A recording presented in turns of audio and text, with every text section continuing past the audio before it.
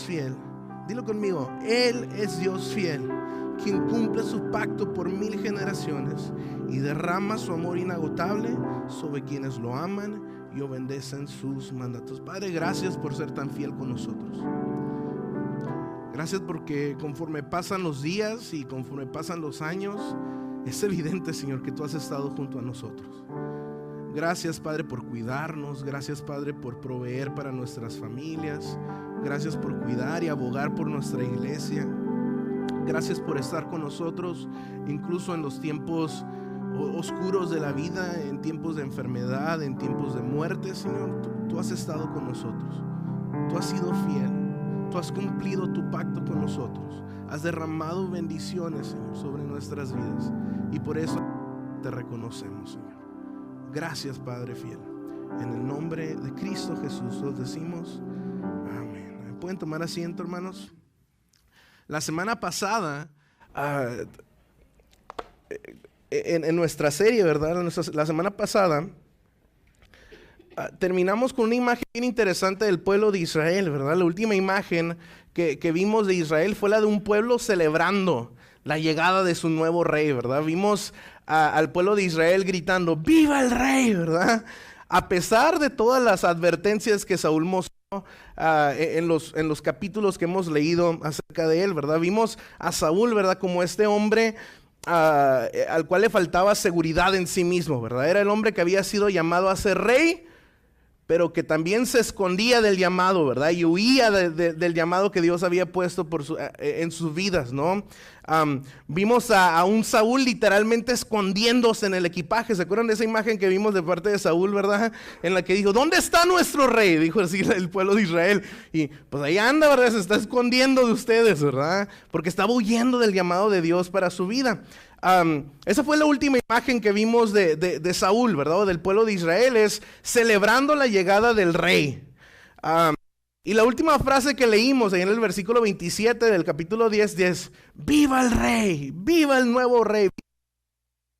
Sin embargo, hermanos, no todo era miel sobre hojuela en el nuevo reino de Saúl. Si tú te vas allá a 1 Samuel capítulo 10, versículo 27, ¿verdad? Abran sus Biblias, abran sus celulares, lo que tengan ahí. 1 Samuel capítulo 27, te vas a dar cuenta, hermano, que no necesariamente todo estaba bien en el reino de Saúl, ¿verdad? Dice el primer versículo 27, dice, sin embargo, había unos sinvergüenzas que se quejaban y decían lo siguiente, ¿cómo puede este hombre salvarnos? Imagínate así, estaban señalando a Saúl. ¿Cómo puede este hombre salvarnos? Y lo despreciaban y se negaban a llevarle regalos, pero Saúl no les hizo caso, ¿verdad? Entonces, sí, habían unos que celebraban a Saúl como su nuevo rey, pero también había otra parte del reino del pueblo de Israel, hermanos, que cuestionaban el reinado de Saúl. Había otro grupo de personas, hermanos, que dudaban de Saúl y cuestionaban si realmente estaba capacitado para dirigir al pueblo de Israel. Entonces, aquí vemos un pueblo, hermanos, dividido en lealtades. Vemos un pueblo que está dividido en opiniones. Por un lado estaban los que apoyaban a Saúl, muy marcado, ¿verdad? Y por otro lado, había un sector de personas que decían, no, este hombre no es el correcto, ¿verdad? Y decían, no, este hombre no está capacitado para gobernar a Israel. Hello, se escucha bastante similar, ¿verdad? A nuestra realidad. Pero hermano, mire, ese era el contexto social de Israel, ¿no? Entonces, en medio de esta división nacional, si así le queremos llamar, hermanos, también existía, escucha esto, una amenaza constante. Entonces, la gente en el reino se peleaba, unos querían, unos no lo querían, y aparte de eso, era un pueblo al cual constantemente le estaban pasando. Mira lo que dice el versículo 27, ahí donde aparece el nombre de un rey que se llama Nahas. Dice, Nahas, rey de los amonitas, había estado oprimiendo gravemente a los habitantes de Gad y de Rubén. ¿Quiénes son ellos? Son tribus de Israel, ¿verdad? Entonces el pueblo de Israel, dice, había estado oprimiendo gravemente a los habitantes de Gad y Rubén que vivían al oriente de Jordán. Ahora, este hombre, hermanos, el rey Nahas, mira lo que le hacía a los israelitas. Dice el versículo ahí adelante, dice, le sacó el ojo derecho a todos los israelitas que vivían ahí y no permitía que nadie viniera a rescatarlos. De hecho, de todos los israelitas que vivían al oriente del río Jordán, ¿qué dice ahí? No había uno solo. Dice así, no había uno solo a quien Nachás no le hubiera sacado el ojo derecho. Hermanos, todos andaban tuertos. Todo el pueblo de Israel le faltaba un ojo, ¿verdad? El ojo derecho. Pero, dice el versículo 27, pero había ¿cuántos? 7,000 hombres que habían escapado de los amonitas y se habían establecido en Jabes de Galaad. Y ahora, en el capítulo 11, hermano, nos cuenta la historia de estos ¿cuántos hombres? A ver si pusieron atención. ¿Cuántos hombres habían ahí? 7,000, ¿ok? 7,000 a los cuales no les habían sacado el ojo derecho. ¿Estamos? 7,000 a los cuales no habían atrapado. Versículo 11 se enfoca en estos 7,000 hombres. ¿Estamos listos? Manténganse, yo el que ustedes saco mi vida en el celular o algo para que estén bien conectados con el mensaje. Dice versículo 1 del capítulo 11, dice, como un mes después, el rey Nachás de Amón dirigió a su ejército contra la ciudad israelita llamada Jabes de Galaad. Está hablando de estos 7,000, ¿ok? Entonces fue Nachás contra estos 7,000 sobrevivientes, pero los habitantes de Jabes pidieron paz, dice. Haz un tratado con nosotros y seremos tus siervos, rogaron. Está bien, dijo Nachás, pero con una sola condición. Le sacaré el ojo derecho a cada uno de ustedes para deshonrar a todo Israel. No me preguntes qué onda con ese batillo, los ojos, ¿verdad? Simplemente era su manera de humillar al pueblo de Israel. Versículo 3 dice, danos, el pueblo de Israel está negociando con este rey que quiere que anda detrás de sus ojos. Dice, danos 7 días para enviar mensajeros, ¿por dónde? Por todo Israel. Respondieron los ancianos de Jabes, si nadie, dice, si nadie viene a salvarnos, entonces aceptaremos sus condiciones, le dijeron así a Jabes, a Nachás. Entonces, hermanos, tenemos un pueblo dividido políticamente, unos glorificando a Saúl, unos cuestionando el reinado de Saúl, dividido en lealtades. ¿Estamos? Dividido políticamente, pero también tenemos a un pueblo que está siendo amenazado violentamente. Hermanos, un cuate literalmente anda detrás del ojo derecho de cada uno de ellos. Quiere conquistarlos, quiere apoderarse de ellos. Incluso, hermanos, el versículo 4 de 1 Samuel 11 me dice que había un fuerte sentimiento de derrota en el pueblo de Israel. Dice, todos se echaron a llorar, dice así. Hermanos, el pueblo de Israel todavía no les sacaban el ojo y ya se sentían derrotados, ¿verdad? Algo interesante, hermanos, sucede en medio de todo este caos que había en Israel. Dios, en su completa soberanía, usa a Saúl para rescatar al pueblo de Israel. Sí, el Saúl inseguro, el Saúl que oía a su llamado, es el mismo que Dios está a punto de utilizar, hermano, de usar para rescatar al pueblo de Israel. Mira, versículo 4 al 8, mira lo que dice. ¿Estamos todos aquí? ¿No se han dormido? Atención, se va a poner bueno este mensaje. Dice, cuando los mensajeros llegaron a Gibea de Saúl y le contaron al pueblo acerca de su aprieto, ¿qué hicieron todos? Todos se echaron a llorar. Saúl había estado arando campo con sus bueyes y cuando regresó a la ciudad preguntó, ¿qué les pasa?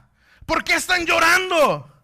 Así que le contaron del mensaje de Jabes. Entonces, versículo 6, el Espíritu de Dios, ¿qué dice? Vino con poder sobre Saúl y se enojó mucho. Así que tomó 2 bueyes, los cortó en pedazos y envió mensajeros para que los llevaran por todo Israel con el siguiente mensaje. Entonces, fíjense, esta imagen está fuerte, ¿verdad? Y bastante sangrienta, pero dice que los ganados, ¿verdad? Mitad así los cortó en pedazos y agarró a 2 de sus sirvientes y le dijo, hey, llévenlos alrededor de Israel, ¿verdad? Que todos los residentes de Israel vean la carne de estos bueyes, dice así, que vean el ganado cortado en pedazos, llevando el siguiente mensaje. Eso es lo que le estaban diciendo. Esto, imagínense la carne de ganado ahí, ¿verdad? Esto es lo que le pasará a los bueyes del que se niegue a seguir a Saúl y a Samuel a la batalla, le dijo así. Prácticamente les dijo, hey, si no te unes a mi ejército, si no te unes a mi batallón, todos tus ganados terminarán despedazados, les dijo así. Dice el versículo más adelante, dice, entonces el Señor hizo que la gente tuviera miedo del enojo de Saúl, por lo tanto todos salieron a la guerra como un solo hombre, dice así. Como un solo hombre. Acuérdate aquí, el contexto, un pueblo dividido. ¿Estamos? Un pueblo, muchos apoyaban a Saúl, muchos estaban en contra de él. Pero ahora, hermanos, dice aquí que todos salieron a la guerra como un solo hombre. Dice el versículo 8, cuando Saúl los movilizó a Besek, se dio cuenta que había, escucha, 300,000 hombres de Israel y 30,000 de Judá. Entonces Saúl estaba a punto de salir a la batalla y al principio, uy, nadie me va a hacer el paro. Nadie va a querer ir a luchar contra los amonitas, ¿verdad? Y nadie va a querer ir conmigo. Pero vamos, ¿verdad? Y cuando voltea Saúl, 300 personas caminando detrás de él. Como un solo hombre, dice así. Hermanos, no sé ustedes, pero esto es un verdadero milagro. Saúl, a través del Espíritu de Dios, pudo unir al pueblo de Israel y luchar en contra de sus enemigos. Las palabras de Saúl, hermanos, cambiaron la inseguridad en fuerza. Este es el mismo Israel, es el mismo Saúl, hermanos, que se estaba escondiendo unos versículos atrás. Es el mismo Saúl que estaba huyendo de su llamado unos versículos atrás. Es el mismo Saúl que decía, no, pero yo soy de la tribu más pequeña, soy bien insignificante. De él, es el mismo, hermanos. Esto es un milagro de Dios. Ahora, hermanos, es cierto, evidentemente, hermanos, Saúl no era el rey ideal, no era el rey ideal para Israel, pero era el elegido por Dios. Era el elegido por Dios. Y Dios se movió a través de él. Dice el versículo 6, el Espíritu de Dios vino con poder sobre Saúl. A través de Saúl, hermanos, vino un espíritu de unidad en el pueblo de Israel. Ya no estaban divididos, ahora venían unidos, listos para luchar contra el enemigo. ¿Se fijan? No sé ustedes, hermanos, pero a veces dudamos en que Dios pueda hacer cosas grandes a través de hombres rotos o personas rotas. Pero al ver, hermanos, la manera en cómo Dios usó a Saúl, no podemos poner en duda la soberanía de Dios. Vamos, escucha esto. Dios es soberano. Dios es soberano. Proverbios 21:1 dice lo siguiente: el corazón del rey es como un arroyo dirigido por el Señor, quien lo guía por donde Él quiere, dice así. Bueno, por más que muchas veces juzgamos, ¿no? Así por vista. Y decimos, no, este hombre no tiene nada que hacer, ¿verdad? No tiene los pantalones para guiar, no tiene los pantalones para liderar, o no es el adecuado, no es el ideal. Hermanos, nunca olvidemos que Dios es soberano. Y Él usa a quien Él quiera. Usa a quien Él quiera. Daniel 2, versículo 20 al 21 dice lo siguiente: alabado sea el nombre de Dios por siempre y para siempre, porque a Él, dice, a Él pertenecen toda la sabiduría y todo el poder. ¿Qué es lo que está diciendo aquí Daniel? Él es soberano. Él, ¿quién es Él? Dios. Él controla el curso de los sucesos del mundo. Él controla la historia del mundo. Atención, Él quita reyes y Él pone a otros reyes. Él da sabiduría a los sabios y conocimiento a los estudiosos. Hermanos, Dios es soberano. Dios está en control. Es cierto, vemos la vida de Saúl y vemos cómo terminó la vida de Saúl. No puede ser. Este hombre no va a lograr nada, no va a llegar a ningún lugar, no va a ganar ninguna sola batalla. Pero hermanos, a través de Dios logró la victoria. Atención a lo que sucede en el siguiente versículo. Mira lo que dice el versículo 9 al 10. Entonces ¿Estamos todos ahí? Conéctense, manténganse conectados al texto. Dice el versículo 9 al 10. Entonces Saúl envió a los mensajeros de regreso a Jabes de Galaad para decir: los rescataremos mañana antes del mediodía. Cuando llegó el mensaje a los, ¿se acuerdan? ¿A quiénes? A los 7,000 que estaban atorados ahí, que les querían sacar el ojo. ¿Se acuerdan los que estaban llorando? ¿Ya? Dice, cuando llegó el mensaje, hubo gran alegría en toda la ciudad. Versículo 10. Así que los hombres de Jabes dijeron a sus enemigos, los 7,000, ¿ok? A los que les querían sacar los ojos. ¿Estamos? Le dijeron a sus enemigos: mañana iremos a ustedes y podrán hacer con nosotros lo que quieran, le dijo así.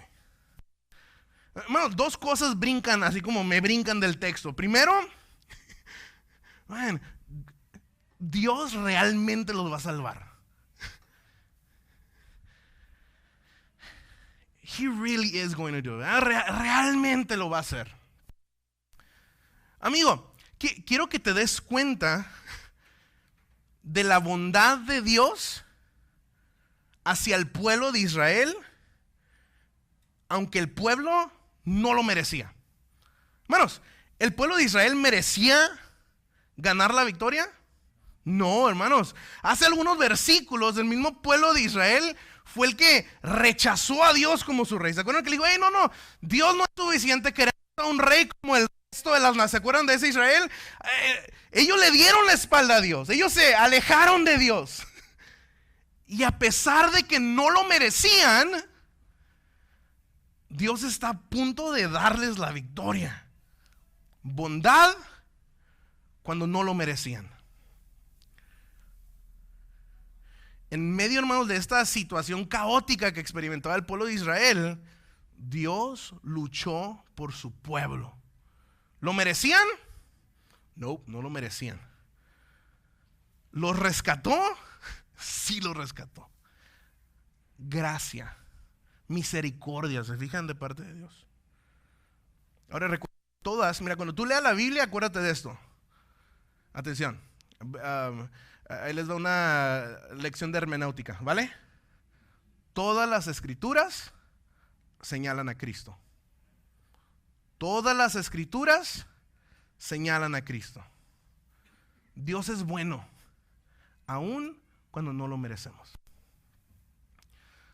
Dios nos ama, aún cuando no lo merecemos.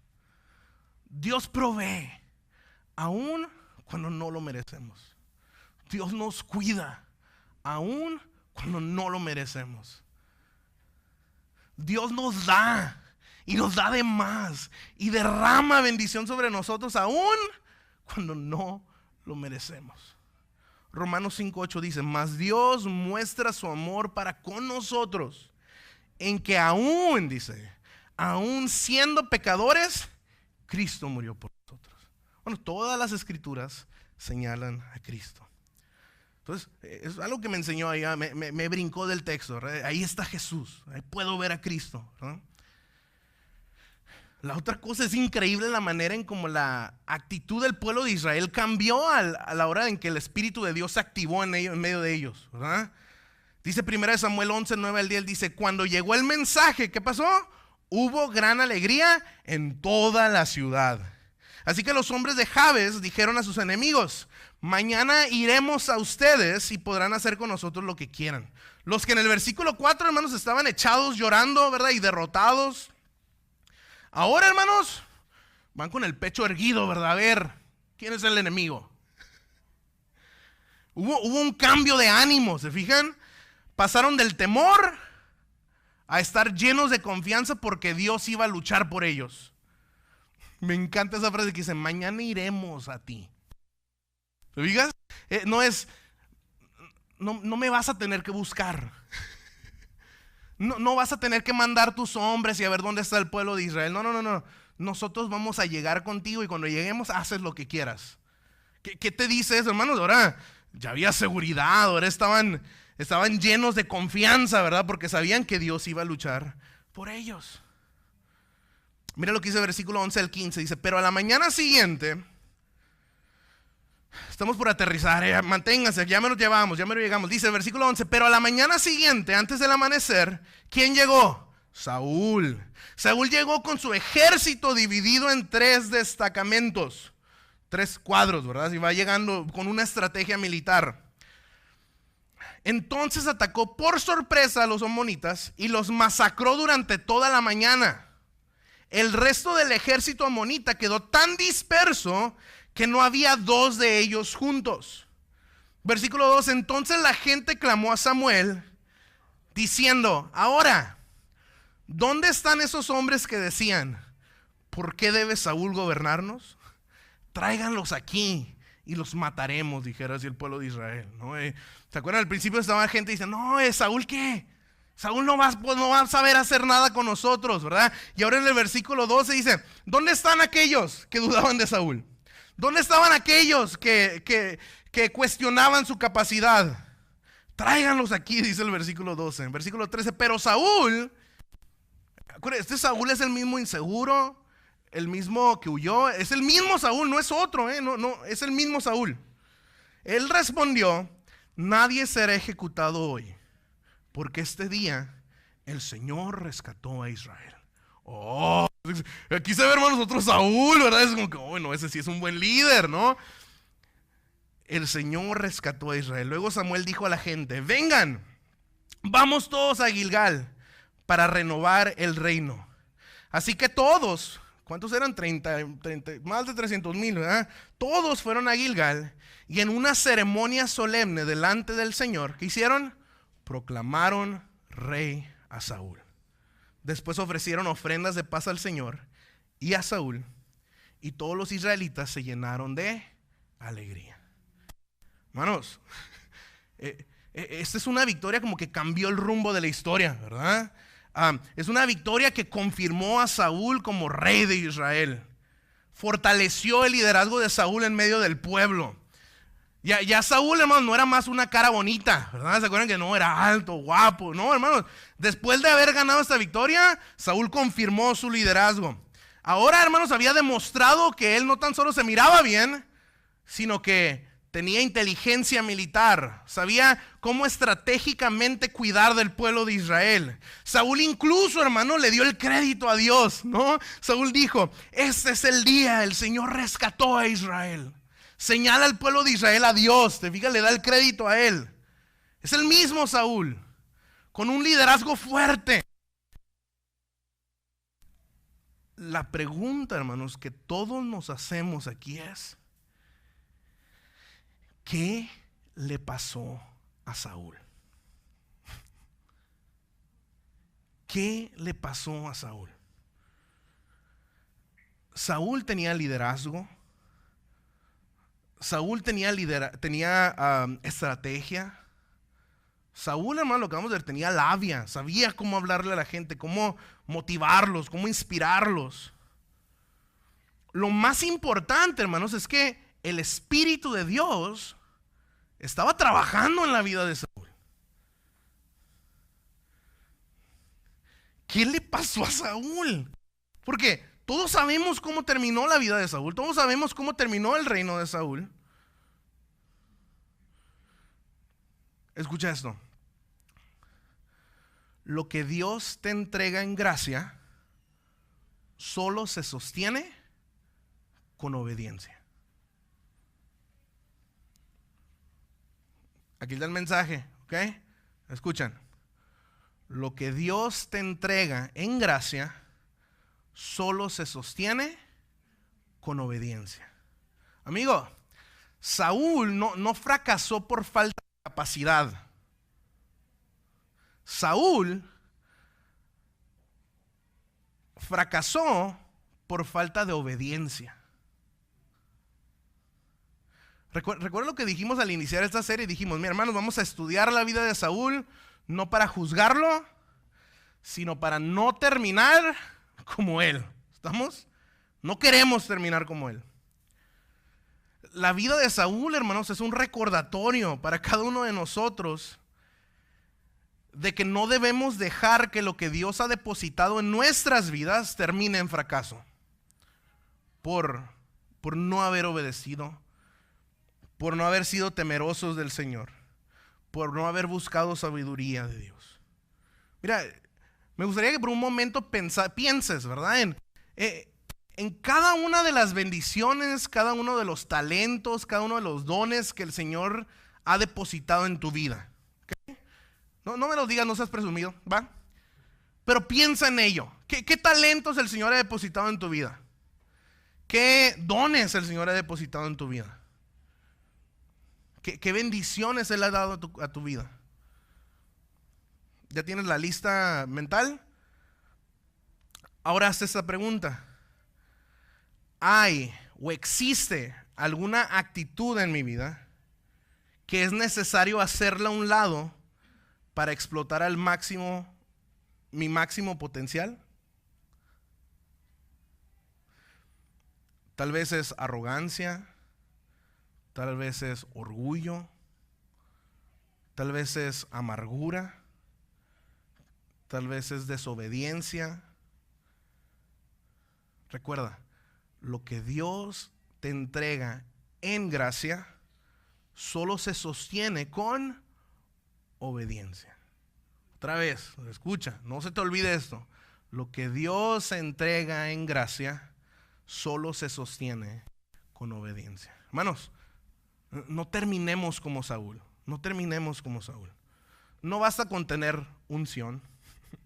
No basta con tener talento. No basta con tener liderazgo. Si no hay obediencia, todo se pierde. Todo se pierde. ¿Qué estás descuidando tú? ¿Qué es aquello que estás descuidando? ¿En dónde estás desobedeciendo? Saúl fracasó por falta de obediencia. ¿Vieron? Saúl fracasó por falta de obediencia, hermanos. Y eso nos puede pasar a nosotros. Eso nos puede pasar a nosotros. Lo que Dios te entrega en gracia solo se sostiene con obediencia. Señor, te doy gracias por este mensaje. Gracias, Padre, porque a través de la vida de Saúl nos damos cuenta, Padre, que no basta con ser ungido, no basta con tener liderazgo, no basta con tener labia, no basta con ser estratégico, no basta con ser inteligente. Basta, Señor, si en nuestro corazón no hay un corazón obediente. Señor, en este lugar hay tantas personas, Señor, con tanto depositado de tu parte en ellos, Señor. En cada uno de nosotros, Señor, tú has depositado dones, has depositado talentos, Padre, por mera gracia, no porque lo merecemos, Señor, sino porque tú fuiste bueno y porque eres fiel y porque eres bondadoso con tu pueblo, Señor, y tú has dado a nuestra iglesia y has dado a tu pueblo y a tus hijos, Señor, y has llenado, Señor. A uno les has dado uno, a uno les has dado 2, 3, 4, Señor. Tú has depositado tanto en nosotros, Señor. No permitas que terminemos como Saúl. No permitas que por falta de obediencia terminemos siendo unos hijos fracasados. No permitas que por falta de obediencia terminemos desapareciendo todo, Señor, lo que tú has depositado en nuestras vidas.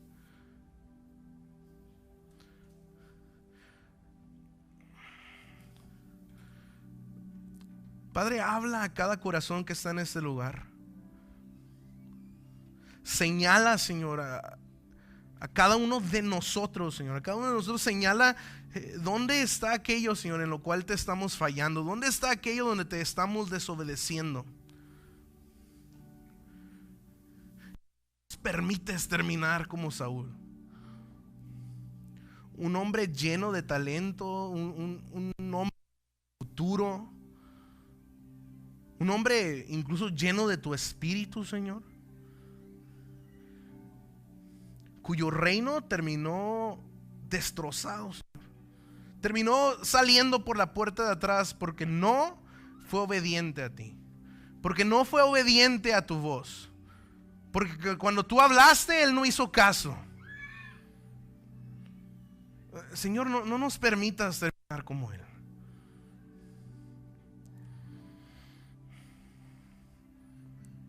Padre, danos discernimiento, danos un corazón humilde ante ti. Y permítenos, Señor, volver una vez más a ti, volver a ser obedientes, regresar, Señor, a ti.